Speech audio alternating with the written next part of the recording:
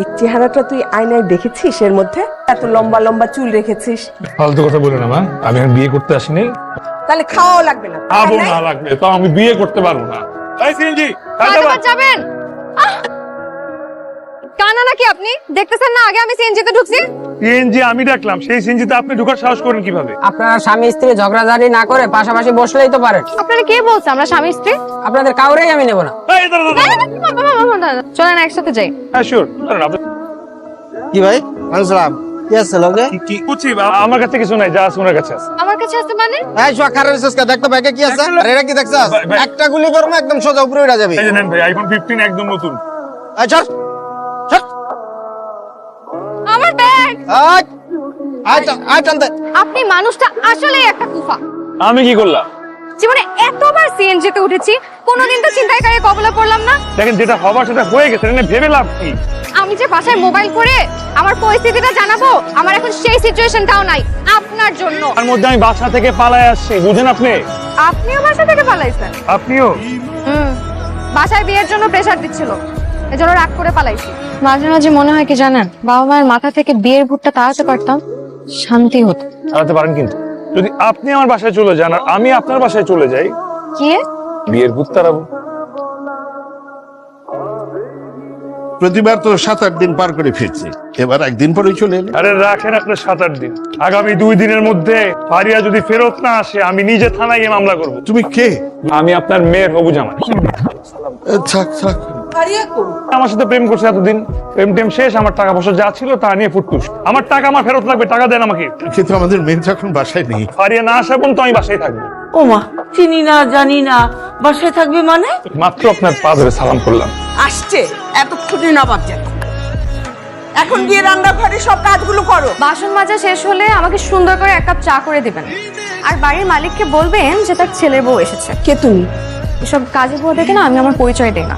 যান বাড়ির মালিককে ডাকেন। উনি হচ্ছে এই বাড়ির মালিক, আমার মা। আম্মা, আম্মা আমি ফারিয়া। আম্মা, আমার আরো একটা মেয়ে ছিল নাকি? আমি আপনার ছেলের বউ। সাব্বিরের বউ? ভাই আবার কবে বিয়ে করলো? আমাদের বিয়ে হয়েছে 2 বছর হয়ে গেছে। ও আমাকে ধোকা দিয়ে বিদেশ চলে যেতে চায়। ভাইয়া তো বিদেশেই থাকে। হায় হায়, ধরা খেয়ে গেলাম নাকি? আমি নিজে সেমিস্টারের টাকা না দিয়ে আপনার ছেলেকে বিদেশ যাওয়ার জন্য টাকা দিয়েছি। তার ছেলে আমার কাছেই গোপন করলো। এই বিচার আল্লাহ করবে আম্মা। শান্ত হো মা। আমি না হয় শান্ত হলাম, কিন্তু আমার পেটের সন্তান তো শান্ত হবে না। তুমি প্রেগনেন্ট? আমার পেটে আপনার অনাগত নাতি। তুমি একটু বসো এখানে। হ্যাঁ, তুমি বসো। হ্যাঁ, গলাটা না শুকিয়ে গিয়েছে, এক গ্লাস পানি দেবেন।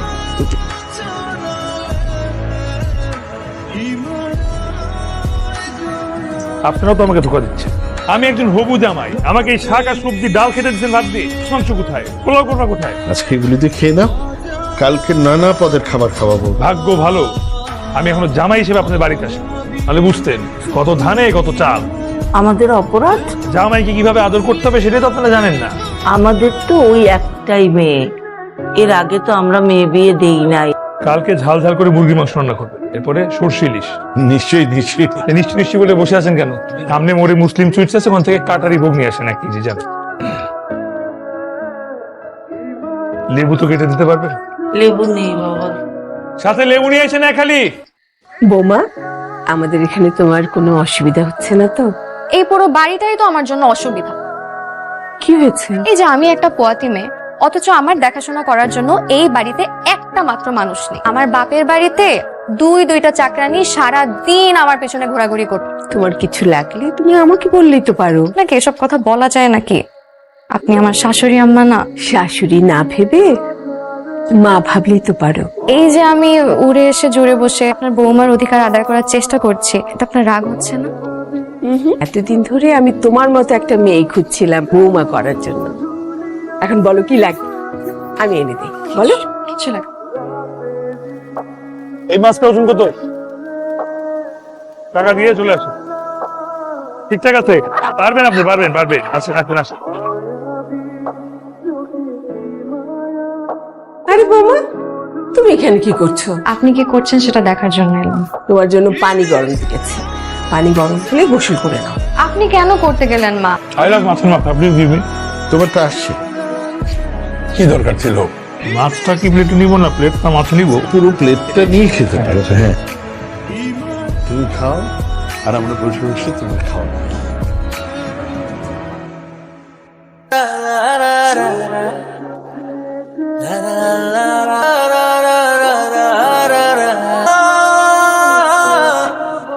এই যে শাশুড়ি মা, দেখেন আমি এই বাড়ির জামাই,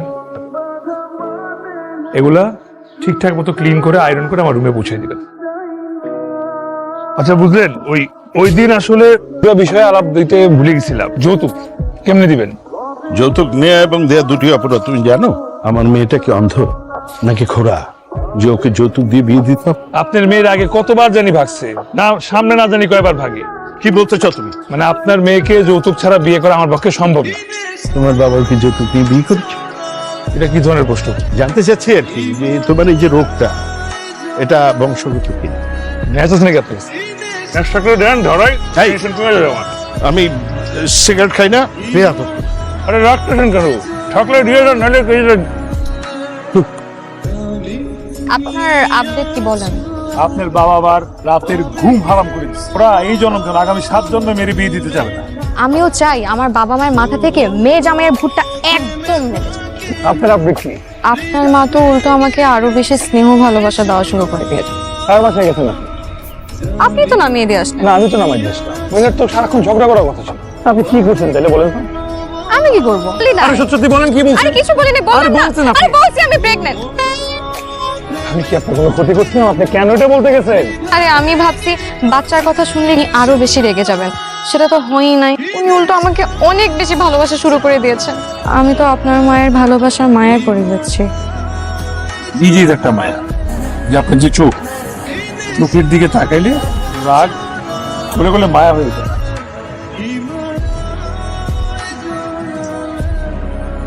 এই পেপারস গুলো তুমি তোমার কাছে যত্ন করে রেখে দাও। এগুলো কিসের পেপারস মা?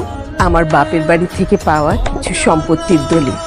মা এগুলো আপনি আমাকে কেন দিচ্ছেন? আমার ছেলে যদি কখনো তোমার সাথে প্রতারণা করে কিংবা তোমাকে ধোকা দেয়, যেন বিপদে না পড়ো। সামান্য একটা মুখের কথায় আপনি আমার সবকিছু বিশ্বাস করে নিলেন। যত্ন করে রেখে। আমার মেয়ে তোমার কত টাকা নষ্ট করেছে? 15-16 লাখ টাকা।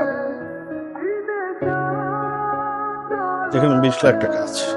আমি চাই না তোমার মতো একটা থার্ড ক্লাস মানুষের সাথে আমার মেয়ের কোনো সম্পর্ক। তুমি কালকে আমার বাড়িটা ছেড়ে দেবে।